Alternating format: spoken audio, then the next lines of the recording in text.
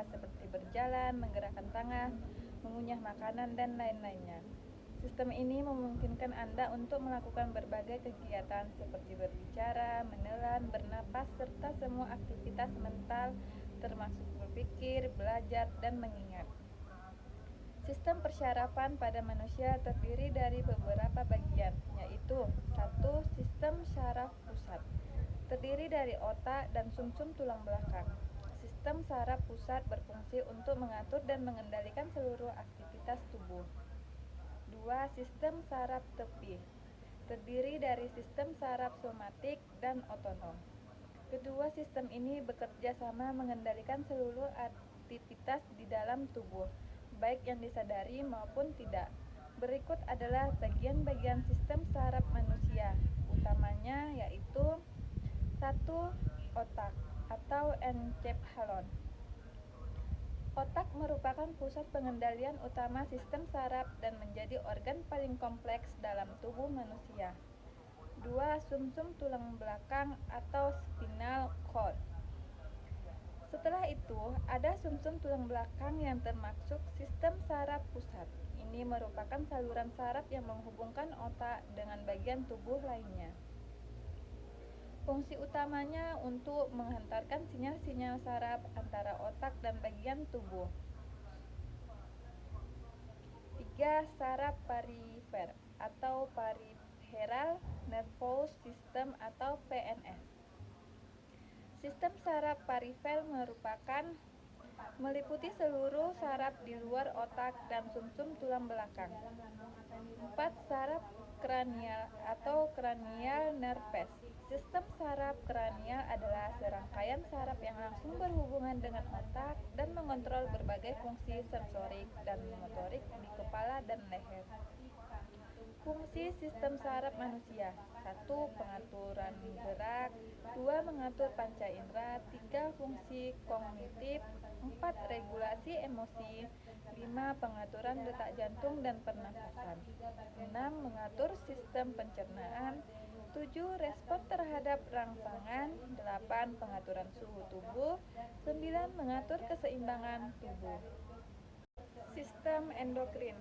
Sistem endokrin adalah sistem kontrol kelenjar tanpa saluran ductless yang menghasilkan hormon yang tersirkulasi di tubuh melalui aliran darah untuk mempengaruhi organ-organ lain. Sistem endokrin terdiri dari sejumlah kelenjar dan organ yang berfungsi untuk memproduksi dan melepaskan hormon ke dalam tubuh manusia. Hormon merupakan bahan kimia yang mengatur berbagai fungsi tubuh.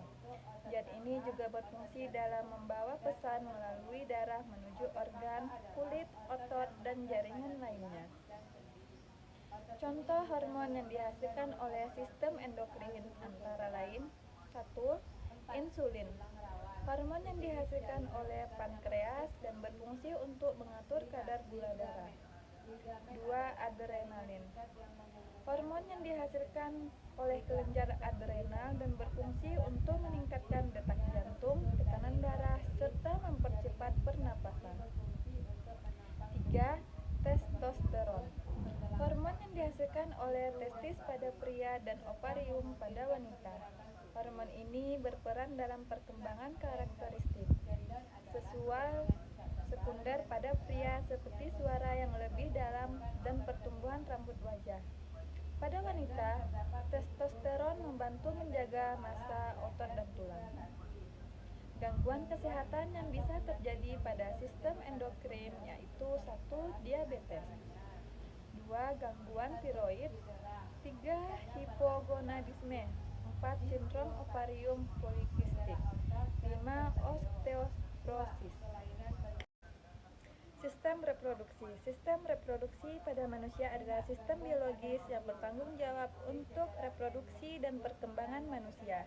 Sistem ini terdiri dari organ reproduksi internal dan eksternal yang berbeda pada pria dan wanita. Sistem reproduksi pada wanita terdiri dari beberapa organ, yaitu 1. Ovarium, tempat pembentukan sel telur atau ovum. 2. Tuba fallopi, saluran yang menghubungkan ovarium dengan rahim. 3. Uterus atau rahim, organ tempat janin berkembang selama kehamilan. 4. Vagina, saluran yang menghubungkan rahim dengan lingkungan luar. Sementara itu, sistem reproduksi pada pria terdiri dari beberapa organ, yaitu 1. Testis, organ yang memproduksi sperma dan hormon testosteron. 2. Epididymis, saluran yang menghubungkan testis dengan vas deferens. 3. Vas deferens, saluran yang menghubungkan epididymis dengan uretra. 4. Kelenjar prostat, kelenjar yang memproduksi cairan semen. 5. Vesicula seminalis, kelenjar yang memproduksi cairan semen. Sistem muskuloskeletal adalah sistem yang terdiri dari otot, jaringan ikat, saraf, serta tulang dan sendi. Sistem ini berperan penting dalam gerakan tubuh. Oleh karena itu, bila sistem muskuloskeletal terganggu, kemampuan dalam bergerak dan melakukan aktivitas pun bisa terganggu.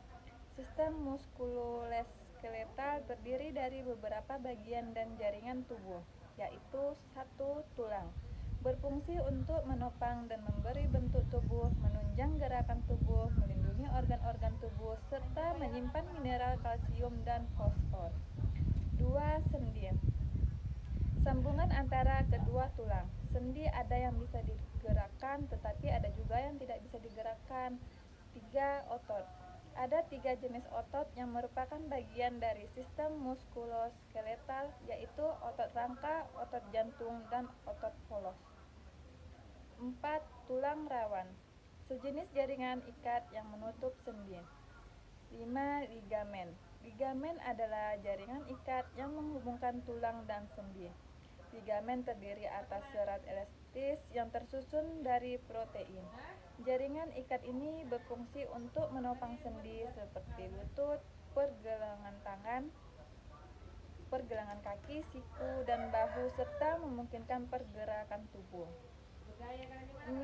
Tendon, tendon adalah jaringan ikat tebal dan berserat yang berfungsi untuk menghubungkan otot ke tulang. Tendon terdapat di seluruh tubuh, mulai dari kepala, leher, hingga kaki. Gangguan atau penyakit yang bisa terjadi pada sistem muskuloskeletal diantaranya yaitu 1.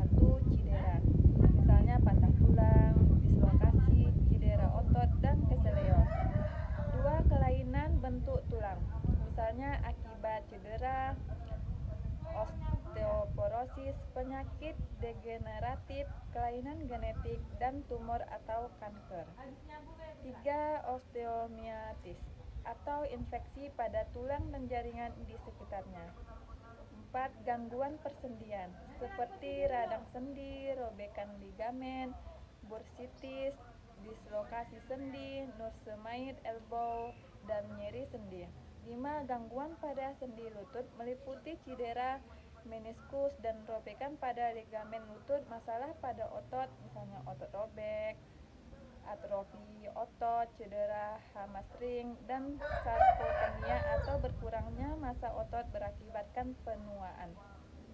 6. Penyakit autoimun, misalnya reumatoid, artritis, perkusif, dan lupus. 7. Kanker otot, misalnya penyakit kanker otot polos, deomesokoma.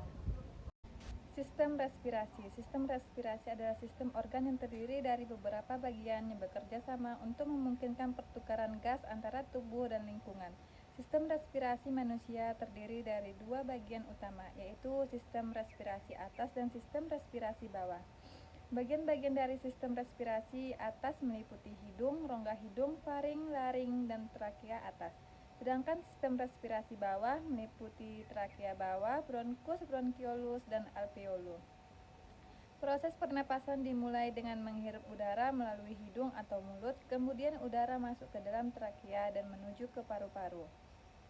Di paru-paru, oksigen dari udara diambil dan karbon dioksida dari darah dikeluarkan. Karbon dioksida kemudian diangkut kembali ke paru-paru dan dikeluarkan dari tubuh melalui proses ekspirasi. Beberapa masalah kesehatan yang dapat terjadi pada sistem respirasi antara lain infeksi saluran, pernapasan, asma, dan penyakit paru obstruktif kronik atau PPOK. Untuk menjaga kesehatan sistem respirasi dapat dilakukan dengan menghindari paparan asap rokok dan populasi udara, serta menjaga kebersihan lingkungan dan kesehatan tubuh secara umum. Sistem kardiovaskuler. Sistem kardiovaskuler terdiri dari jantung, pembuluh darah, dan darah. Fungsi utama sistem ini adalah untuk mengangkut nutrisi dan darah yang mengandung banyak oksigen menuju seluruh tubuh, serta membawa darah terdeoksigenasi kembali ke paru-paru. Sesuai fungsi dari sistem kardiovaskuler yang bertanggung jawab untuk mengirimkan darah ke berbagai bagian tubuh. Berikut ini organ dan jaringan yang membentuk sistem tersebut. 1. Jantung. Sebuah pompa berotot yang mendorong darah ke seluruh tubuh. 2. Sistem tertutup, pembuluh darah. Pembuluh ini meliputi A. Arteri, pembuluh yang membawa darah dari jantung. B. Vena, pembuluh yang membawa darah kembali ke jantung. C. Kapiler, pembuluh kecil yang bercabang dari arteri untuk mengalirkan darah ke seluruh jaringan tubuh. Ada dua sistem peredaran darah dalam tubuh. Yang pertama adalah sistem peredaran darah sistemik. Ini adalah sistem peredaran darah utama yang mengangkut darah ke organ, jaringan, dan sel di seluruh tubuh. Yang kedua adalah sistem peredaran darah paru. Sistem peredaran darah ini menggerakkan darah antara jantung dan paru-paru. Disinilah oksigen memasuki darah dan karbon dioksida meninggalkan darah. Contoh penyakit kardiovaskuler. Penyakit dapat muncul dari gangguan yang terjadi pada sistem kardiovaskuler. Terdapat beberapa penyakit dan penyebab yang dapat membuat penyakit yang membahayakan. Berikut ini adalah beberapa penyakit kardiovaskuler. 1. Serangan jantung. Dapat disebabkan oleh penyumbatan atau robekan pada pembuluh darah arteri, kolesterol tinggi, tekanan darah tinggi, hingga merokok atau aktif maupun pasif. Adalah beberapa faktor resiko utama yang dapat menyebabkan serangan jantung. 2. Stroke adalah kondisi di mana suplai darah ke bagian otak terputus. Kurangnya pasokan darah ini memicu kematian sel-sel otak. Terdapat dua jenis stroke yang berbeda penyebabnya, stroke iskemik dan stroke hemoragik. Stroke iskemik terjadi akibat bekuan darah yang menghalangi aliran darah ke otak. Stroke hemoragik terjadi akibat peredaran di dalam atau di sekitar otak. Kolesterol tinggi, diabetes, gangguan jantung, historis keluarga menjadi faktor risiko stroke. 3. Aritmia adalah gangguan pada detak jantung yang menjadi tidak normal. Detak jantung terlalu cepat, terlalu lambat, hingga detak jantung berpola unik yang abnormal. Masalah jantung, tekanan darah tinggi, kolesterol tinggi, sleep apnea menjadi faktor risiko timbulnya aritmia. 4. Gagal jantung. Gagal jantung yang menyebabkan terjadinya adalah jantung yang tidak mampu untuk memompa cukup darah yang dibutuhkan oleh tubuh. Kolesterol tinggi, jantung koroner, diabetes, sleep apnea adalah beberapa faktor resikonya. Sistem pencernaan adalah bagian tubuh yang berfungsi untuk mengelola makanan. 1. Mulut. Mulut terletak di kepala dan umumnya bagian awal dalam sistem pencernaan. Mulut terdiri dari gigi, lidah, kelenjar ludah, dan peta. Mulut berfungsi mengunyah, menelan, dan mencerna makan dan minum sebelum menuju lambung. 2. Kerongkongan. Kerongkongan terletak di belakang trakea dan depan tulang belakang, berfungsi sebagai membawa makanan yang telah dihaluskan dari mulut menuju lambung. 3. Lambung. Lambung yang terletak di atas sisi perut bagian kiri dan terhubung dengan usus halus berfungsi menampung makanan dan minuman dan mendorong ke usus untuk penyerapan makanan. 4. Usus besar. Usus besar yang terletak antara usus usus buntu dan rektum yang berbentuk tabungan U yang berfungsi menyerap vitamin dan cairan terdapat dalam thymus sebelum membentuk fases. 5. Usus halus. Usus halus terletak di antara lambung dan usus besar yang berfungsi untuk membantu menjaga keseimbangan cairan dan elektrolit tubuh. 6. Rektum. Rektum terletak di bagian akhir dari usus besar yang berbentuk huruf S yang berfungsi untuk menampung fases sebelum dikeluarkan melalui anus. 7. Anus. Anus yang terletak di bawah rektum berfungsi sebagai jalan keluar fases dari tubuh. Sistem perkemihan. Sistem perkemihan berfungsi untuk menyaring darah dan membuang apa yang tidak dibutuhkan tubuh. Prosesnya menghilangkan air ekstra dan garam, racun, dan produk limbah lainnya. Berikut ini proses dan cara kerjanya.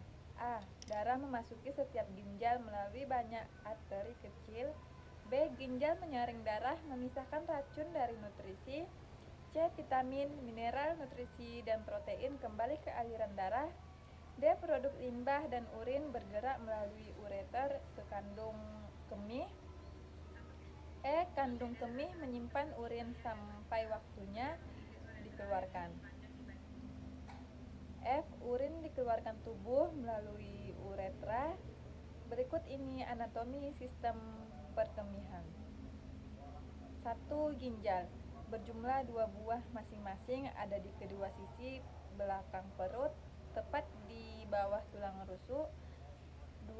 Ureter berupa tabung tipis di dalam punggul atau membawa urin dari ginjal ke kandung kemih. 3. Kandung kemih berbentuk seperti kantong dan terbuat dari otot yang bisa mengembang saat terisi. 4. Uretra berbentuk seperti tabung yang membawa urin dari kandung kemih keluar dari tubuh. Sistem perkemihan pada pria. Laki-laki berbagai sistem kemih dengan sistem reproduksi. Uretra pria lebih panjang dari wanita karena memanjang melalui penis. Uretra pria memiliki panjang sekitar 18 hingga 20 cm dan berfungsi sebagai saluran umum untuk urin dan air mani dari tubuh. Uretra pria memiliki 4 bagian: uretra spons, uretra nephrones, uretra prostat, dan uretra prostat, dan itu meluas melalui stingpat sujud internal dan eksternal, diafragma urogenital, kelenjar Cowper, dan seluruh panjang penis. Sistem kemih wanita. Kandung kemih dan uretra pada wanita tidak terhubung dengan sistem reproduksi. Wanita memiliki uretra yang sangat pendek, yang panjangnya sekitar 1,5 inci. Uretra meluas hanya melalui leher, kandung kemih, sphincter internal dan eksternal, dan diafragma urogenital. Infeksi saluran kemih sering terjadi pada wanita karena jarak yang pendek antara pembukaan urinal, anus, dan vagina. Apa perbedaan antara sistem kemih pria dan wanita? Pria memiliki uretra yang lebih panjang dibandingkan wanita. Ini karena uretra pria memanjang melalui penis. Satu-satunya fungsi uretra wanita adalah untuk mengangkut urin dari kandung kemih ke ruang eksternal. Namun pada pria, uretra terlibat dalam pengangkutan urin dari kandung kemih ke ruang luar, serta ejakulasi cairan semen melalui uretra. 2. Tidak seperti pada wanita, pada pria uretra dianggap sebagai bagian dari sistem saluran kemih dan reproduksi. 3. Lubang uretra pada wanita lebih dekat ke anus dibandingkan pada pria. 4. Infeksi saluran kemih lebih sering terjadi pada wanita dibandingkan pada pria. Penyakit yang mengintai banyak kondisi yang tepat mengaruhi sistem perkemihan. Infeksi, penyakit, atau masalah dapat muncul saat lahir atau berkembang sering bertambahnya usia. Beberapa gangguan saluran kemih yang umum adalah: satu, infeksi. Infeksi saluran kemih dan infeksi menular seksual atau IMS dapat menyebabkan masalah pada ginjal, uretra, atau kandung kemih. Infeksi ini terjadi ketika arteri atau virus memasuki saluran kemih melalui uretra. Dua, masalah struktural. Terkadang bayi lahir dengan cacat lahir yang memengaruhi cara sistem perkemihan mereka terbentuk. Kelainan ini dapat menyebabkan urin kembali ke ginjal dan menyebabkan infeksi. Di kemudian hari, prolaps kandung kemih dapat terjadi setelah kehamilan atau seiring bertambahnya usia wanita. Kandung kemih yang prolaps jatuh ke dalam vagina atau menggantung keluar dari lubang vagina. Terkadang masalah struktural memerlukan pembedahan untuk memperbaiki masalah tersebut. 3. Batu ginjal. Batu ginjal terbentuk ketika produk limbah dalam urin menggumpal. Ini dapat menyebabkan rasa sakit yang parah dan menghalangi aliran urin. 4. Masalah buang air kecil, seperti hilangnya kontrol kandung kemih atau inkontinensia urin yang menyebabkan urin bocor sedikit atau banyak. Ini paling sering terjadi pada wanita, biasanya setelah kehamilan atau saat lanjut usia. Gejalanya bisa lebih buruk ketika batuk, tertawa, bersin, atau melompat. Kandung kemih yang terlalu aktif terjadi ketika kamu merasakan dorongan tiba-tiba untuk sering buang air kecil. 5. Obstruksi saluran kemih. Pertumbuhan atau tumor kanker di perut dapat mempengaruhi aliran urin pada pria. Pembesaran prostat atau juga disebut bening prostatic hyperplasia atau BPH dapat menyumbat ureter sehingga lebih sulit untuk buang air kecil. Penyebab lainnya adalah bermasalah kehamilan dan gastrointestinal atau GI seperti penyakit Crohn. 6. Penyakit ginjal.